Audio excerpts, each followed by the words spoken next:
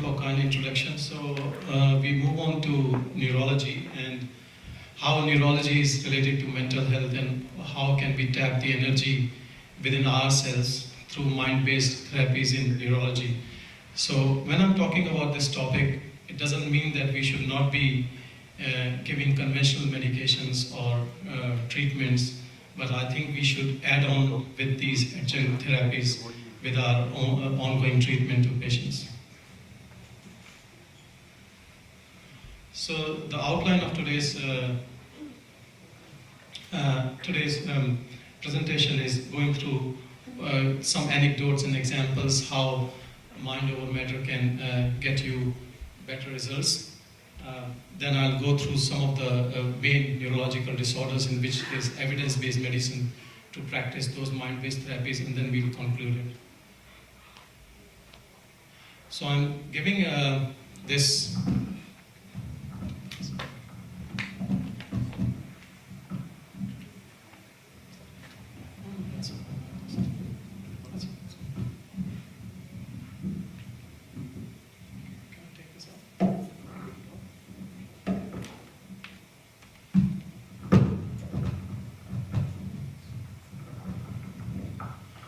So this is a patient which was seen in one of the tertiary hospitals in Melbourne. Mrs. TB was a 52 years old lady who was suffering from really bad tremors or shakes, which involved both hands, and she had this for the last 15 years. Her symptoms got worse day by day, and she was almost incapacitated because of these ongoing tremors. She couldn't do any household activities, and even the simple tasks were so difficult for her. She was tried on various medications, but nothing really helped, and at last it was decided that she might go ahead with deep brain stimulation, which is a type of surgery for these refractory cases.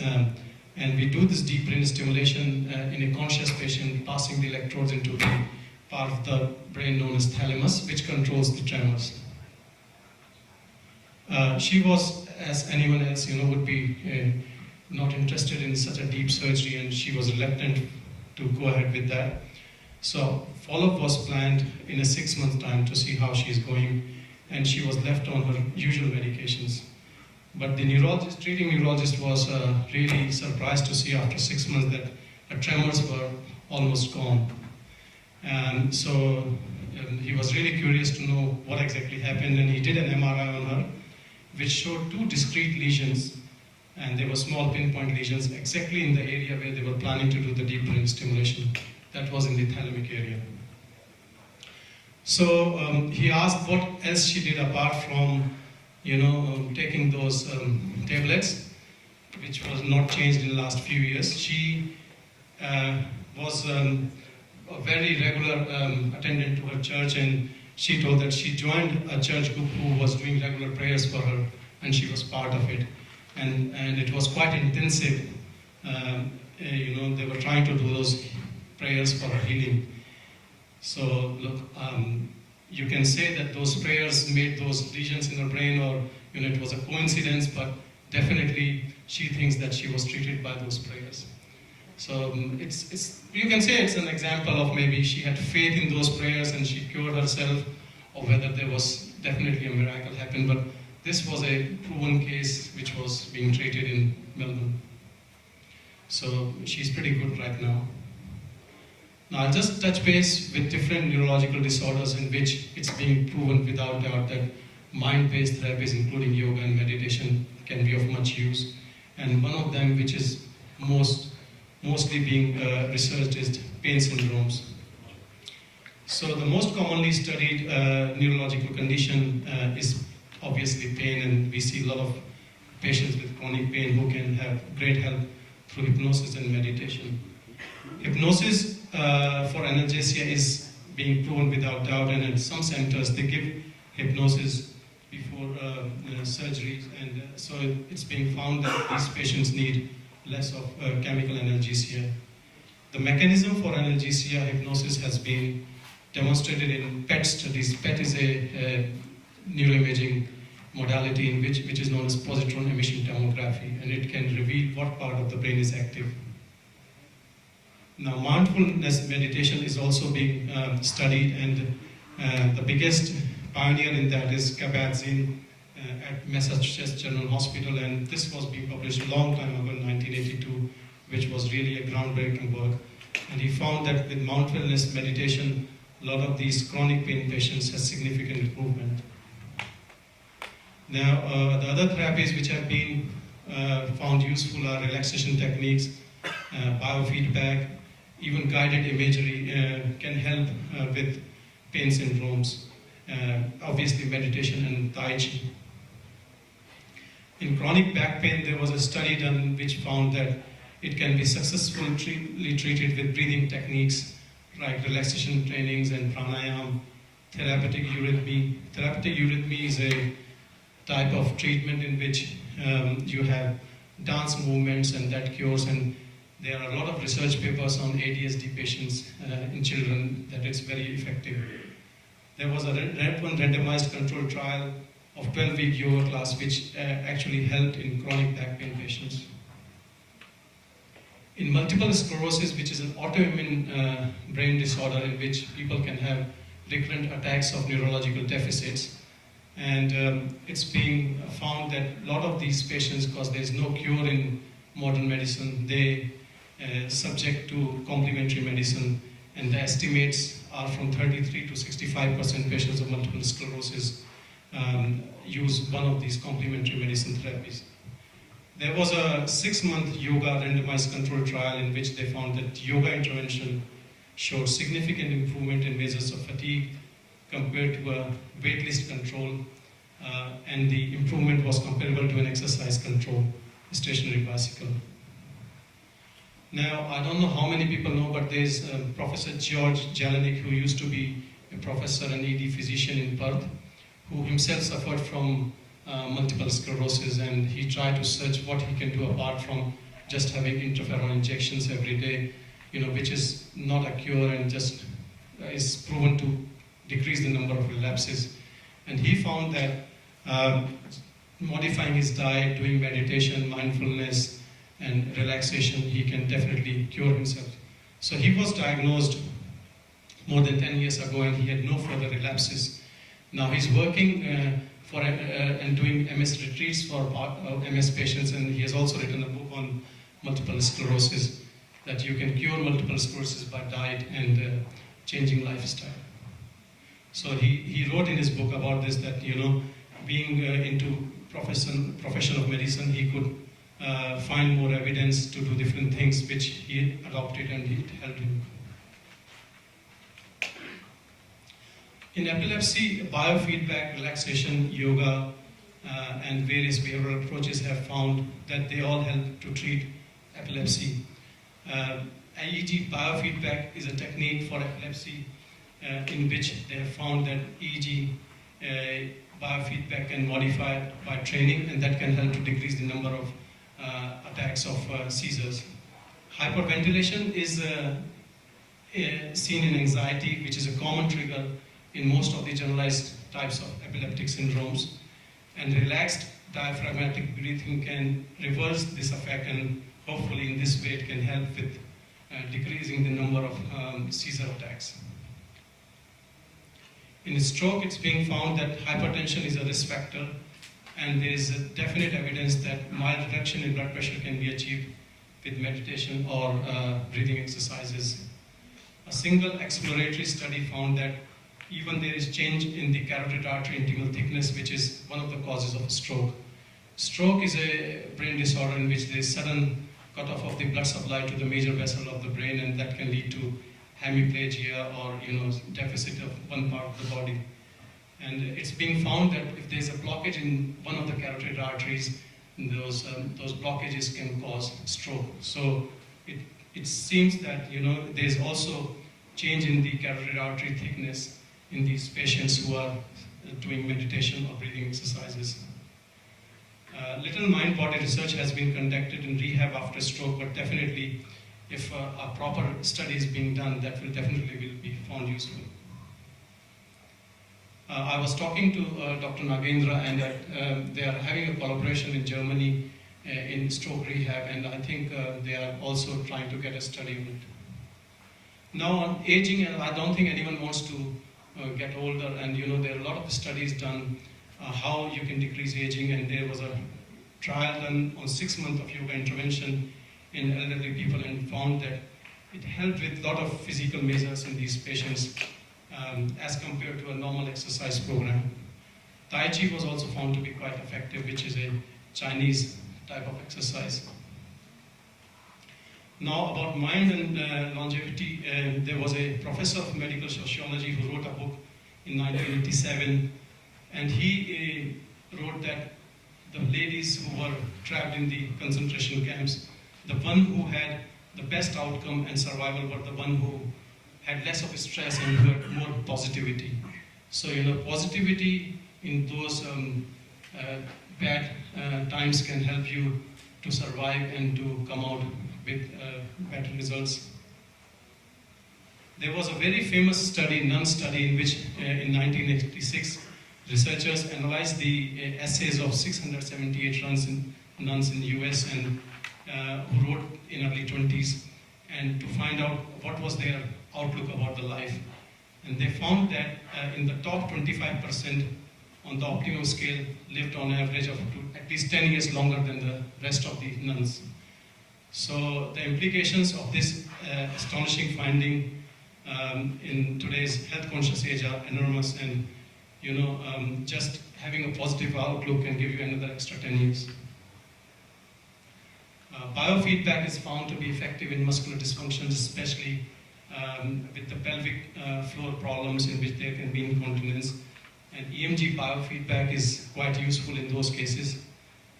There was a systematic review done in which they found that biofeedback treatment for various anorectal problems can significantly decrease the pelvic floor dyssynergia and incontinence in these patients. Now, movement disorder is one of my favorite topics, and looking through the research done in Parkinson's disease and various mind-body therapies, there was a small pilot program found that 6 out of 8 people with Parkinson's disease report benefit doing the Tai Chi practice, and it's being proven by the study done by Vav et al.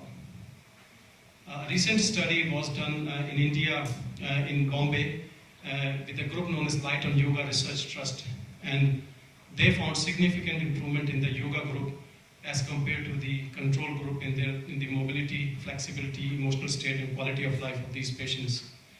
Last year, I did a 1 month of a yoga treatment for Parkinson's disease patients in Melbourne with Mr. Rajendra, and most of our patients gave a very positive feedback that really helped. So this was through the Parkinson's Victoria, and we are planning to do more of these.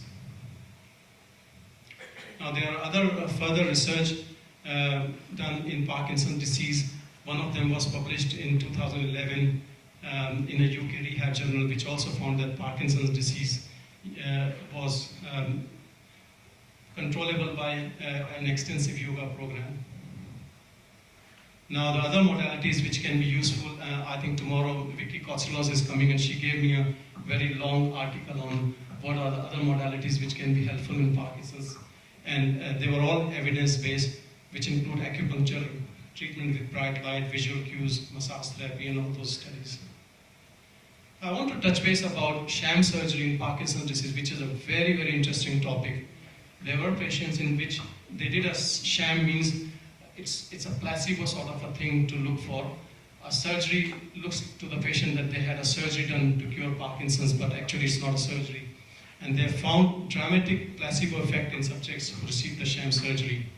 So which means that the patient thinks that he has received treatment and he gets benefit out of it. So sham treatments help to tease out the placebo effect, and the placebo effect is so strong that it's not a false effect, it's actually a true effect. If your mind thinks that you are fine, you start feeling better, whatever disease you have.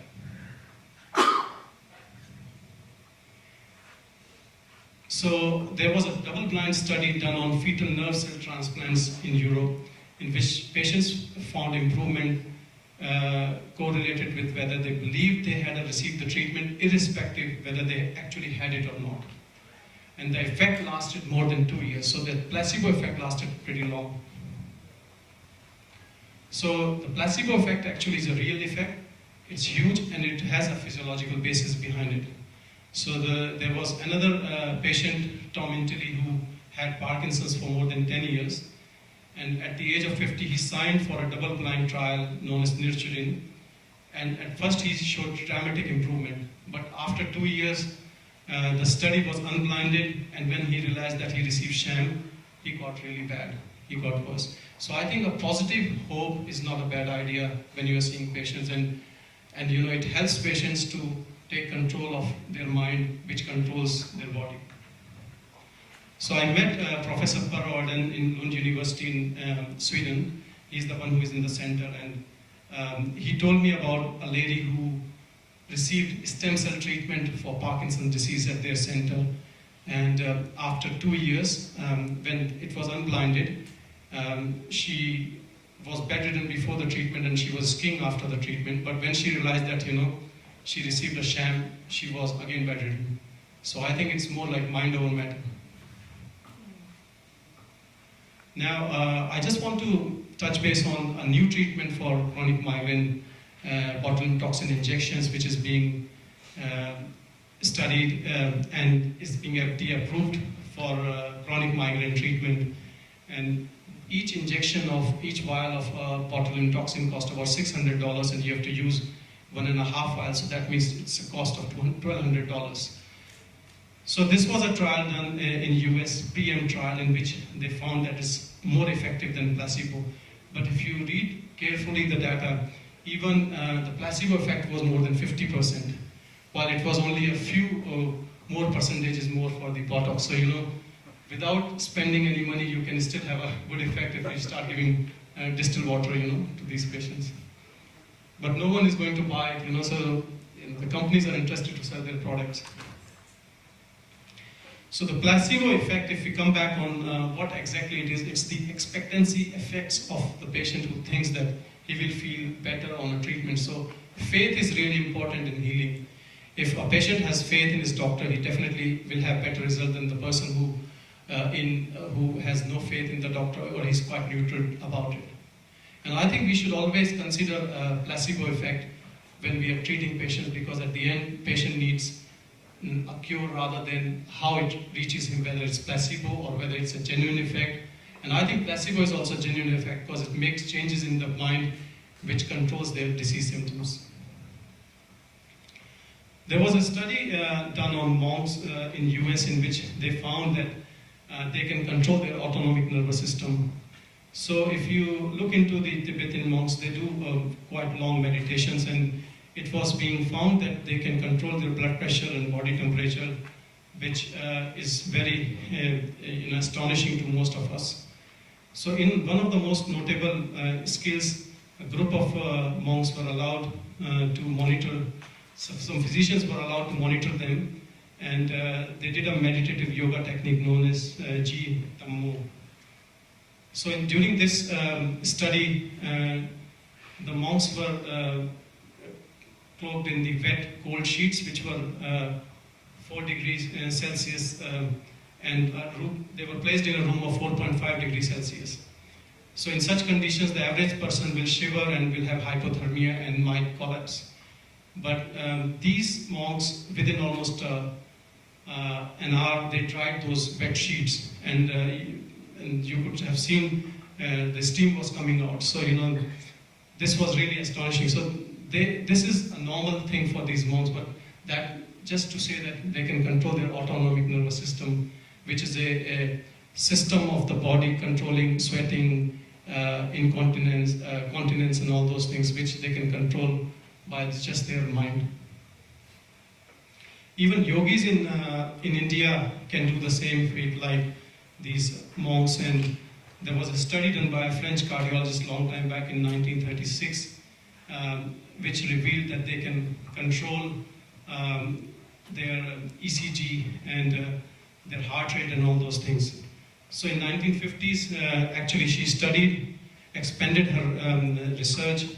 They traveled to India, they put 8-channel ECG and various other instruments, and they used to monitor the yogi's brain activity, respiration, skin temperature, blood volume changes, and skin conductance.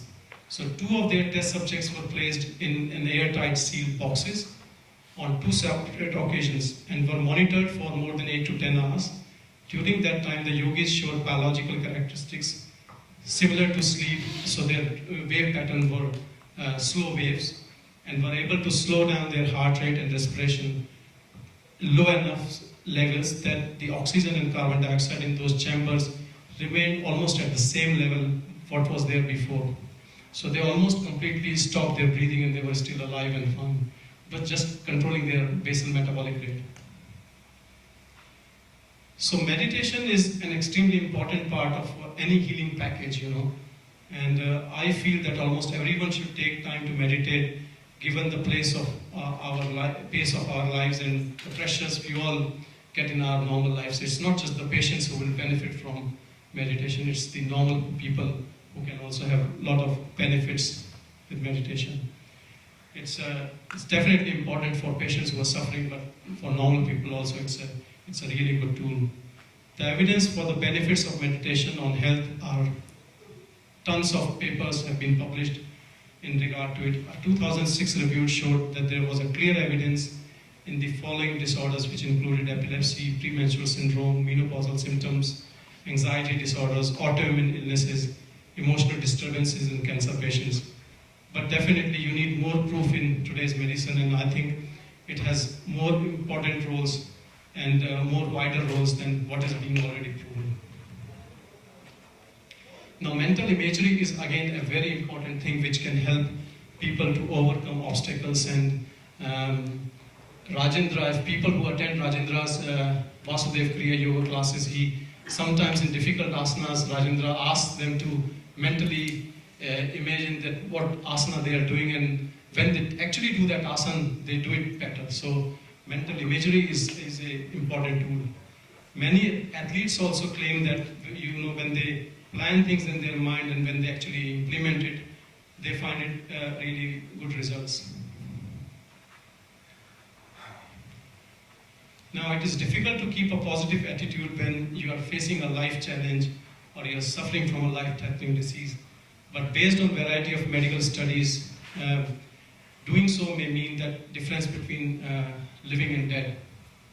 In 1989, Dr. David Spiegel of Stanford University, he conducted a study on 86 women with late-stage breast cancer.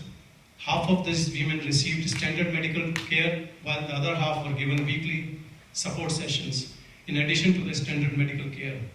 During the sessions, the women shared their feelings with other patients and generally had a positive outlook where they could cope up with their illness. At the end of the study, the women in the support group who had a positive outlook, they lived twice as long as to the control group who received the rest of the treatment but no support. So in 1999, a similar study found that cancer patients who have feeling of helplessness and hopelessness have a lower chance of survival. So in a recent years, David Sigler wrote a book known as The King's, who was the writer of The King's Speech.